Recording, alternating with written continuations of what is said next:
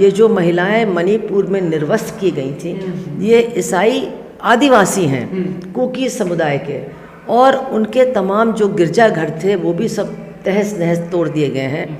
और जो एक बड़ा हमला है जिसको पर्दे के पीछे रखा जा रहा है वो ये है कि पहाड़ी और जंगल की ज़मीन से कुकी समुदाय को हटा करके जो ज़मीन के नीचे तमाम जिसको कहना चाहिए प्राकृतिक संपदा है, तेल है, उसको बड़ी बड़ी कंपनियों के हवाले करने की बहुत बड़ी साजिश रची जा रही है। पूरी नॉर्थ ईस्ट को लेकर के आप अंडमान निकोबार में भी देखेंगे ये हो रहा है।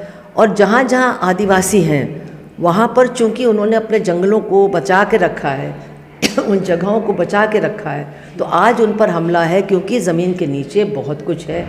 2024 के जो चुनाव है वो हम सब के लिए बहुत ही महत्वपूर्ण है और उसके पहले कई राज्यों में भी चुनाव होने जा रहे हैं।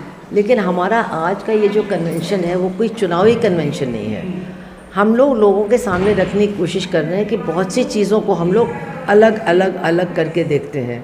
भूख, बेरोज़गारी, हिंसा, बलात्कार, इन सब चीज़ों को अलग अलग करके देखते हैं और अलग अलग तरीके से हम इनका विरोध भी करते हैं। हम ये कोशिश कर रहे हैं दिखाने की कि आज इस सरकार की तरफ से जो सबसे बड़ा और सबसे व्यापक हमला हो रहा है वो महिलाओं के ऊपर हो रहा है और वो बहुत उसके पहलू हैं। एक तरफ तो जो राशन की प्रणाली है उसमें इतनी गड़बड़ियाँ हैं, इतना उसमें धोखाधड़ी है। मैं अभी केरला से आ रही हूँ और वहाँ राशन की दुकानों पर सब कुछ उपलब्ध है और केवल बीपीएल वालों को नहीं, जो और भी लोग हैं जिनके पास राशन कार्ड है उनको भी राशन मिलता है।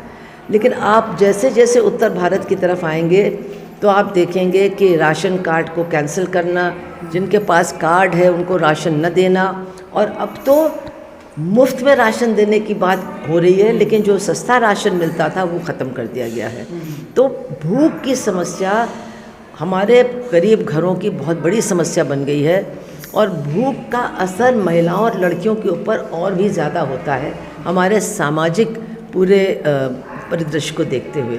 फिर बेरोज़गारी, अब इसमें यह दिखाया गया है कि किस तरह से जो मनरेगा का एक योजना थी जिससे औरतों को काम मिल जाता था ग्रामीण क्षेत्रों में, आज उसमें भी सरकार बजट की कटौती कर रही है। जिनका बकाया है वो उनका बकाया नहीं मिल रहा है और अब लोग काम मांग रहे हैं, उनको काम नहीं मिल रहा है।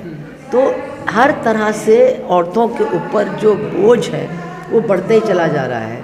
फिर जैसे कि हम सांप्रदायिकता की बात करते हैं, ईसाइयों के ऊपर, मुसलमानों के ऊपर जो हमले हो रहे हैं, लेकिन उनमें महिलाओं की क्या हालत होती है। किसी के घर पर बुलडोज़र चलता है तो उस घर की महिला पर क्या बीतता है। किसी का लड़का या बेटा या बाप मार डाला जाता है या जेल चला जाता है तो उस घर की महिलाओं का क्या होता है। तो वो भी हमने लोगों के सामने रखने की कोशिश की गई है।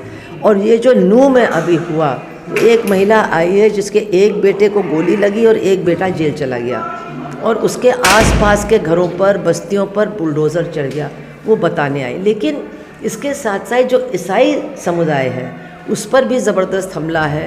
ये जो महिलाएं मणिपुर में निर्वस्त्र की गई थी, ये ईसाई आदिवासी हैं, कुकी समुदाय के, और उनके तमाम जो गिरजाघर थे वो भी सब तहस नहस तोड़ दिए गए हैं।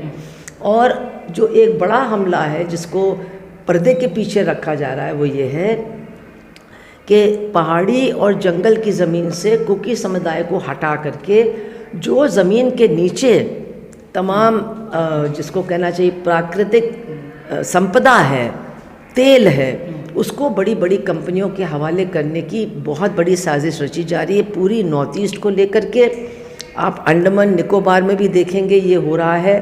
और जहाँ जहाँ आदिवासी हैं वहाँ पर चूँकि उन्होंने अपने जंगलों को बचा के रखा है, उन जगहों को बचा के रखा है, तो आज उन पर हमला है क्योंकि ज़मीन के नीचे बहुत कुछ है जो बड़ी कंपनियों को हमारी सरकार देना चाहती है। तो ये जो नफ़रत फैलाई जा रही है, ये जो नफ़रत की आंधी चलाई जा रही है, इसके पीछे आर्थिक कारण भी हैं। आर्थिक रूप से इस देश में मज़दूरों, किसानों के अधिकारों को समाप्त करके पूरी तरह से देश के संसाधन और संपदा को बड़े कॉर्पोरेट्स के हाथ में देने की जो बड़ी साजिश है, वो इस सांप्रदायिकता की आंधी के पीछे लागू की जा रही है, ये हमको समझना चाहिए। और ये इसलिए कि जो बहुसंख्यक हैं हम लोग समझते हैं हमला तो उन पर हो रहा है, हमसे कोई मतलब नहीं, लेकिन हमला सब पर हो रहा है, वो भी हमारे देश के नागरिक हैं। और साथ साथ उनके ऊपर ये जो हमला है उसकी आंधी में हमारे से सब कुछ छीना जा रहा है, नौकरी, रेलवे, हवाई अड्डे और जो ज़मीन के नीचे संसाधन है, सब कुछ हमसे छीना जा रहा है। ये हमको बहुत अच्छी तरह से समझने और जानने की ज़रूरत है। तो इसके अलावा जो महिलाएं यहाँ बोली, एक तो दलित समाज के ऊपर जो उत्पीड़न बहुत ज़्यादा बढ़ा है, जो हिंसा की घटनाएं बहुत ज़्यादा बढ़ी हैं, उसका उल्लेख भी दलित महिलाओं की तरफ से यहाँ पर किया गया। और उन्होंने कहा कि हम महसूस कर रहे हैं कि पिछले 9 साल में हमारी जो बेइज्जती हो रही है, हमारा जो अपमान हो रहा है, वो कहीं ज़्यादा बढ़ गया है। और हाथरस का भी उदाहरण दिया गया, जिसमें एक दलित महिला के साथ ऊंची जात के लड़कों ने सामूहिक बलात्कार किया और वो सब बच गए हैं। वो लड़की मर गई और उसकी माँ ने कहा, जब जज ने फैसला सुनाया, कि ये फैसला इसलिए दिया गया क्योंकि हम दलित हैं, अछूत हैं और हमारे साथ अत्याचार करने वाले ठाकुरों के लड़के हैं। उन्होंने स्पष्ट रूप से कहा।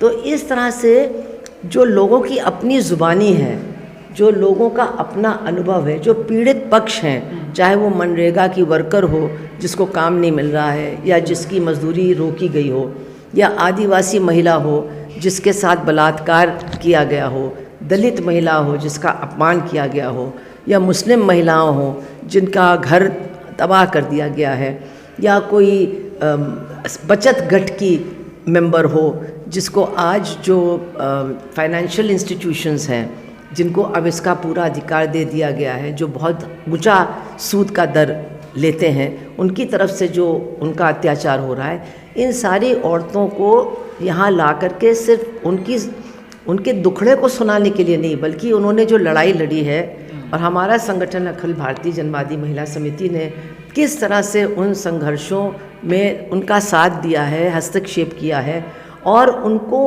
उनकी स्थिति को कुछ हद तक सुधारने का काम किया, ये भी यहाँ पर बयान हो रहा है। मैडम, तमाम मुद्दे भाजपा जब सरकार में आई थी, मोदी सरकार, महिला सुरक्षा को लेकर के बेटी बचाओ बेटी पढ़ाओ अच्छे दिनों के वादे किए गए थे।